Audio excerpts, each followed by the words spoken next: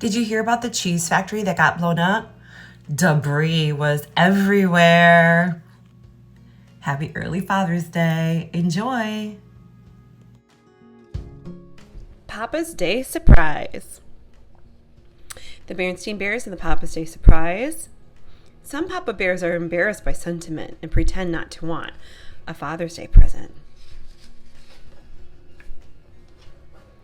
Papa Bear is a bear of many opinions. He has opinions about all sorts of things. He has an opinion about the best way to fell trees. Timber! He has an opinion about predicting the weather. The best way to predict the weather is by observing the length of the woolly bear caterpillar's coat. He has an opinion about the best kind of honey. No question about it, wild honey is the best. And though in his opinion, Mother's Day is a fine and proper holiday and a worthy tribute to the institution of motherhood, he didn't think much of Father's Day. Let's just skip Father's Day this year. It's just a scheme to get folks down to the mall to buy lots of gifts, not to mention a bunch of icky, sticky Father's Day cards. That's fine with us, said Mama. It's a busy time for me with the quilting bee coming up. And with the school year ending, the Cubs are going to be pretty busy too. Then it's agreed, said Papa. We're not going to make a fuss about Father's Day.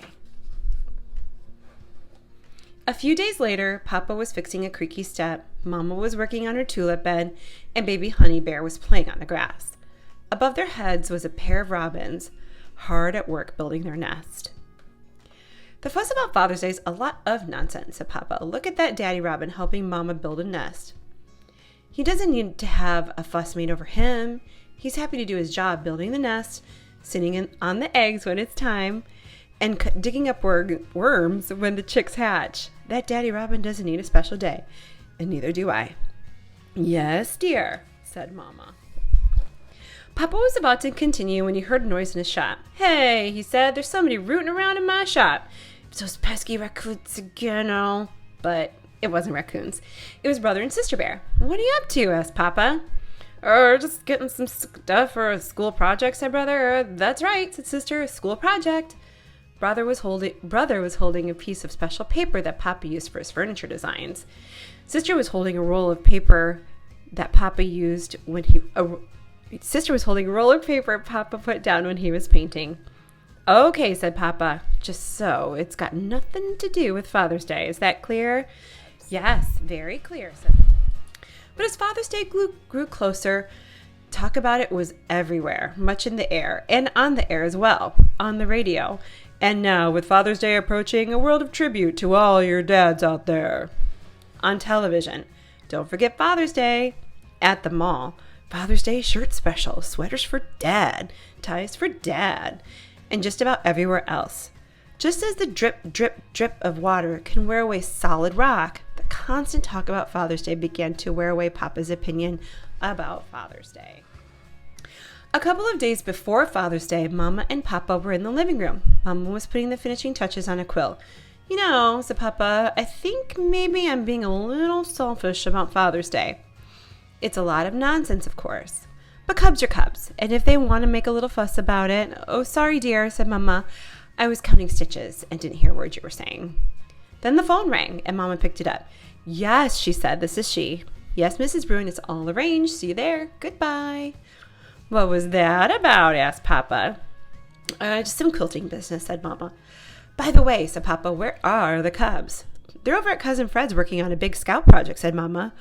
Oh, said Papa. I thought they were working on a big school project. That's right, said Mama. It's a big school and scout project. Papa would never had admitted it, but he was beginning to hope that Mama and the Cubs wouldn't worry about his opinion regarding Father's Day. He even looked in the drawers and the closets for hidden presents. His face is funny. But there weren't any. Now, it was the day before Father's Day. Papa was on his way to his shop when he noticed the Daddy Robin. Mama Robin had laid the eggs and Daddy was sitting on them. Mr. Robin, said Papa, I think Mom and the Cubs are up to something, and I think I know what it is. It's Father's Day. They're going to surprise me. Mr. Robin didn't say anything. He just sat there. Papa knew what Mama and the Cubs were doing. They were pretending to skip Father's Day. Well, two could play at that game. Tomorrow morning, when he woke up to breakfast in bed and lots of presents and cards on Father's Day, he'd pretend to be surprised. But the next morning, he didn't have to pretend. He really was surprised. There was no breakfast in bed. There were no gifts and cards. But wait a minute, what was that delicious smell coming up from the kitchen? It was his favorite food, French fried honeycomb. There was going to be a Father's Day breakfast, just wasn't going to be in bed. But the French fried honeycomb wasn't for him at all. Mama explained that it was a gift for the new family down the road.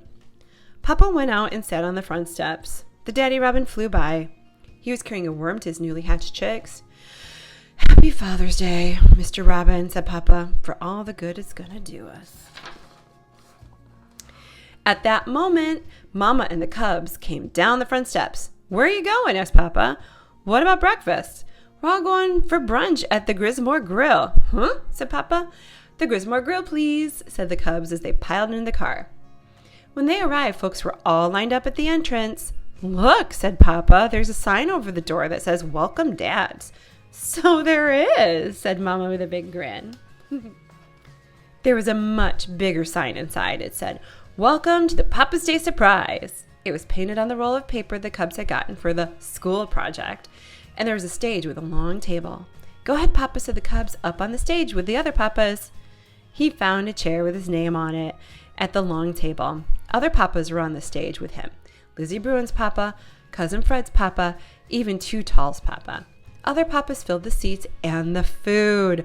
All Papa's favorites. French fried honeycomb, honey-cured salmon, honeyed squash. Someone began to speak. It was Mayor Honeypot. "And now we shall hear from those who put this wonderful surprise together. Our first speakers will be Brother and Sister Bear." Brother and Sister cleared their throats and read a poem. It was on the special paper they had taken from Papa's shop. "To the best Papa Bear in the whole wide world, you're big and strong and true. And no matter what we do, we know we can depend on you. You cheer us on when we are glad. You cheer us up when we are sad. You are always there for us to help us, advise, and care for us. Happy Father's Day." Papa looked out over the audience, but he could hardly see. His eyes were misty and he had a lump in his throat as big as a cantaloupe. After Brother and Sister read their poem, it was Lizzie Bruin's turn to say something about her dad. After Lizzie came Cousin Fred. As the cubs read their tributes, Papa thought about all the wonderful moments he had shared with his family. Well, they weren't always wonderful, but they certainly were moments. Seems to get hurt a lot. Suddenly, there was a sound of applause and cheering. It brought Papa back to here and now. The Papa's Day surprise. Cubs and Mamas were on their feet. It had been a wonderful party and a wonderful Father's Day. The guests headed for their homes. "Cubs," said Papa as he drove down the hill to their treehouse home, "I want to thank you for that lovely poem." "Mama helped us with it," said Brother. Also said Papa, "I want to thank you for the Papa's Day surprise. It was a wonderful gift." "That," said Sister, "was a gift for all the papas. We and Mama have a special gift just for you." "Just for me?" said Papa. He pulled to a stop at the treehouse. He hurried up the front steps, through the front door, and into the living room. When he saw what was waiting for him, he could barely believe his eyes. "A bear lounger!" he cried. "Just what I've always wanted!"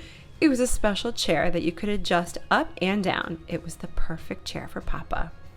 Baby Honey began to cry. She was hungry. It was also the perfect place to feed Baby Honey. Mama and the cubs watched with big smiles as Papa sat back in his new Berka lounger and gave Baby Honey her bottle.